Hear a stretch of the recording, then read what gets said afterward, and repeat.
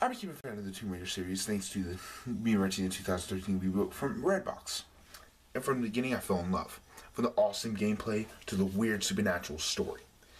And thanks to the other Tomb Raider games like Legend or Temple of Osiris that I've demoed, they feel amazing. And also this game, which I bought from, me now loving the Tomb Raider series, I actually bought Legend for the PC also. You see, I don't usually get hyped for games.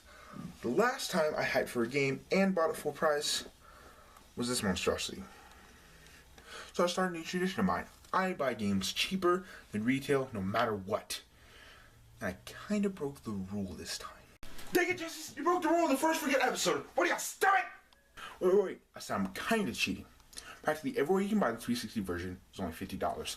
But everywhere you can buy the Xbox One version is $60. And if you check the Microsoft store, the 360 version is still $60. You know what that means? That means every retail store cut it down $10 just because it's last gen. So what does that mean? That means it's technically a budget title. What's that supposed to mean? It means piss off. Oh. So yeah, technically I'm cheating, but I don't care. My show, my rules.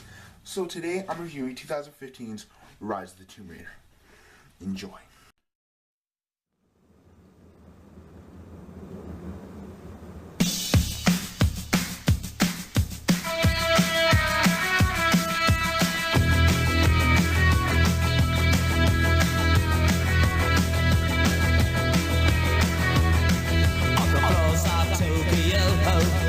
London town to go.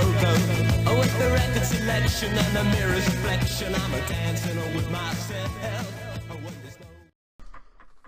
First up is graphics. Now I'm going to focus more on story and gameplay than graphics, but that does not mean I don't focus on it at all. I, like most people, love some good eye candy, and this game is full of it. Now, of course, it's not going to look as good as the Xbox One version, but it really does hold up really well for a 10-year-old console. Sure, there's some hiccups here and there, and some textures look like some you see on late PS2 or early PS3, but nonetheless, with this version versus the Xbox One version, I think it stands its ground really well up against its big brother. Some places, like the tombs, have so much atmosphere and are beautiful to look at, while others, like the city of Katesh, are, like I said, late PS2 or early PS3 graphics. Sometimes you'll see a floating chain on a cabinet that you've already opened, or maybe your ponytail will go straight through your bow and arrow or your shotgun that's hanging on your back. When it comes to characters, Laura and most of the other characters look stunning, while the rest are freaking fugly, man. Oh, and I forgot to add, the cutscenes are from the Xbox One version, and I think that they're just compressed to fit onto the Xbox 360. Anyways, to sum up graphics, they're beautiful, but they really do have some issues. Now, on to sound.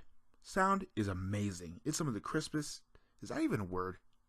Anyways, it's some of the most amazing sound quality, especially when it comes to water dripping for the caves or stuff like that. And music, while it's good and it fits the game, I'm not going to download it and listen to it over and over again. There are some tracks that I like the song when, like, an animal jumps out or an enemy starts shooting. You know when you get into issues, you have to use your guns or stuff like that. Or that little chime that plays when you sit at the campfire that was even in the first game. There's one song that I love, and it's a song in the later trailers and in the credits. If you don't know what that song is I'm talking about, it's called I Shall Rise by Karen O. And there's another song that I like, but it's used in the first trailers called The Car Chase by James Horner. Rest in peace. Camilla Luddington, if I said that right, returns from the first game as Laura Croft, and she does really good sounding like Laura. She literally sounds like the same Laura that we've been playing as for a little while, just a couple years younger. The other voice casting, while it's good, it's not god-awful or mind-blowingly awesome, but it gets the job done, you know? But you gotta know what you're fighting for, right? You can't just be all looks and no substance. Next up is story. Okay, when it comes to story, I don't want to spoil too much. What I'm going to say is that Constantine's the main villain, who is a commander of Trinity's forces, who is the main, enemy of this game, and I'm assuming for the games to be.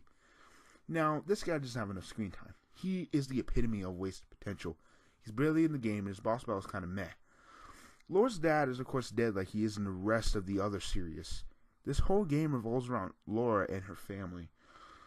So, this game is about 8 to 10 hours long. I don't want it to be like Metal Gear Solid, The Phantom Pain long, but it can have a little more length. The ending is very abrupt, but the after credit scene is very sequel baity. That's also even a word. That's all I'll say about the story. While it is, in my opinion, better than the last game, it's not perfect. It could be fixed upon, but it's good. It does get what it has to do. But now, let's move on to the most quintessential part of the game, the gameplay. There are 29 missions, including the optional tombs, which, like I said in the story section, only adds up to about 8 to 10 hours. The actual game was very, very similar to the first game, and you even still have the axe along with the bow and arrow, but this time you have 2 axes. I'm starting to think that the axes are supposed to replace Laura's signature dual pistols. And thanks to a lot of scripted sections where things are destroyed, backtracking to some sections for tombs or artifacts are only possible through fast travel. This game had made me afraid of the open world, and the only other game that did that was Far Cry 3. I'm afraid of if a freaking jaguar or a bear or whatever is going to hop out of a cave where I'm trying to get to the tomb and try and kill me, man. This game really, really makes me afraid. The world has so much atmosphere than the first game. The first game had a lot of more enemies, but it didn't have the amount of atmosphere that this game has. You also get a lot of new things, like a rope attached to your axe, so you can hook onto ledges, and you can also hook onto ice or rock that's designated for climbing. There's also fire arrows, grenade arrows, explosive arrows, and you can make alternative ammunition for your guns that light your enemies on fire. You can also light Molotov cocktails and flashbangs using bottles and jars respectively. The death scenes are still brutal, but they aren't as disturbing or messed up as in the first game. So basically, this game goes for the if it ain't broke, don't fix it technique, while adding new stuff. So that's altogether the gameplay. Now here's some good or bads of this game, and my final score.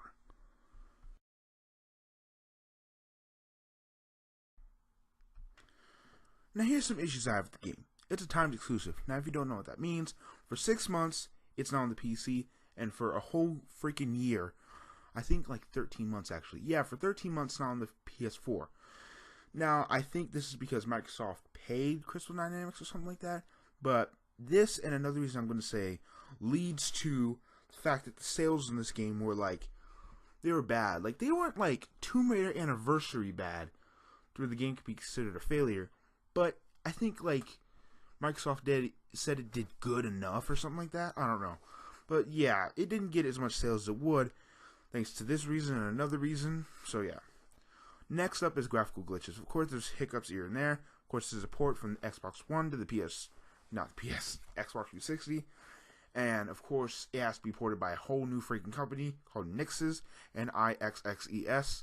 So yeah, because of that, they did a really freaking good job, but there are graphical glitches, and got to the point where my game would freeze. I don't know if that's on Xbox 360, because Angry Joe had that same thing happen to his copy of the first game on his 360. So yeah, I don't know if that's the actual game around. So whatever. The game is a little on the short side. Like I said, I don't want it to be 8 to 10 hours of just you know what I mean. I want it to be a good game. Maybe 13 to 14 hours, I don't know. A lot of this game took place in the wilderness. I don't have an issue with it, but if you added I don't know, more levels that first level would be amazing. I don't know. The game's a little on the short side. It's not a bad game. It's not a short game like Deadpool short, but it's a little on the short side. Could have been a little longer. Meh boss battles. That helicopter battle, man. I died 15 times. If you've played the game, you know what I'm freaking talking about. You play it on the normal level, and I still died 15 times. It's freaking ridiculous. Which leads in, boss battles also goes to Constantine. Constantine, that helicopter that Constantine was piloting, are the only 2 boss battles in this game. I guess you could say you go up against something, but it's not really an actual boss battle. Which, this leads to my next point. Difficulty can go from 0 to 100. I forgot to mention this when I did my gameplay. So yeah, difficulty can go from a 0 to 100, which went into that that last level. I think it's called the Chamber of Souls. Yeah, Chamber of Souls, where you're like fighting Constantine in a helicopter, then you fight him on ground. Yeah, it can go from 0 to 100, and it really frustrates me. Then there's my final reason. It came out the same day as Fallout 4, man. That's why that and the time exclusive thing really tanked its sales. What if you have a 360? Not a 360. What if you have a PS4? Man, you got $60. You're like ready for this game. Then you find out it's timed exclusive. Are you freaking kidding me? And it came out the same day as Fallout 4. Let's say you were also hyped for Fallout 4. You can only buy one. Obviously, you're gonna buy Fallout 4. So yeah, it's like things like that, man. That they didn't think about it. It's kind of like how I don't know if it's Batman vs Superman. I think it's Batman vs Superman. Batman vs Superman and Captain America: Civil War are coming out. I think like the same weekend or something like that. I don't know if it's a week or weekend. Basically, they come around at the same time, and people have to choose. You know, unless you're like, I guess not loaded. Unless you like don't have to spend money on anybody but yourself, or like not have to feed a whole family or something like that. You have to choose. Same with this game. Okay, now let's move on to some good things. Overall good things about the game. Good story, good gameplay, good sound. It's better than the first game in some places, and it looks beautiful. So yeah, basically, there are a lot of, I didn't say a lot of issues. There are some issues, but it doesn't hinder the game. Okay, now let's finally move on to my final thought. Okay, in the end, this is an amazing looking, sounding, and feeling game. I was literally shaking with happiness when I put that disc in my 360 tray. I'm not disappointed with my purchase. Yes, there are some graphical hiccups. Yes, the boss battles are meh, even though there are only like 2. Yes, it did come out as the same day as Fallout 4, and it's a time exclusive, which horribly damaged the sales for the game. But does that change the fact that it's an outstanding game? No. Now, I rate games on my own personal score. This goes skip, rent, buy on a budget, or buy at full price. Now, the final word I would give this game is a buy. At full price. Yes, this game gets my top score. But if you've never played Tomb Raider, I suggest to rent or buy at budget this game to get a feel for it. Or you could always buy the 2013 reboot, as both options are dirt cheap. This game totally succeeds with flying colors. So yeah, I hope you all have enjoyed my first game review on this channel. Like and subscribe if you want to.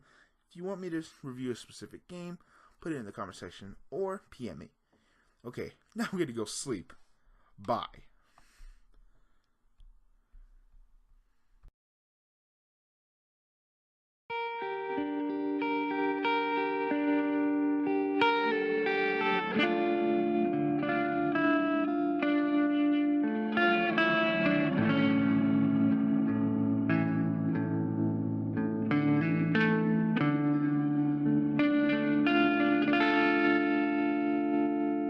As I walk through frozen sands, through the flames of burning